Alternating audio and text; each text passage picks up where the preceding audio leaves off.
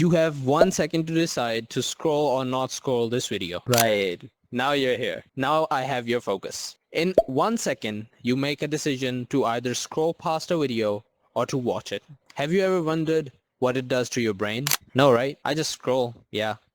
You're just depleting your attention span. When you just keep scrolling, scrolling, scrolling, scrolling, you never get bored and you keep giving your brain different things to look at every second, every millisecond. You're just scrolling every second, every minute if you watch a short video to the full, because you don't do that either. But that is bad as well. So from now on, whenever you go on your phone and you want to scroll or do anything like that, first think to yourself that, is this even what I want to do? Or you're just doing it on like a habit. You just pick up your phone and say, oh yeah, let me go on YouTube and just scroll, scroll, scroll. What is the scrolling giving you? What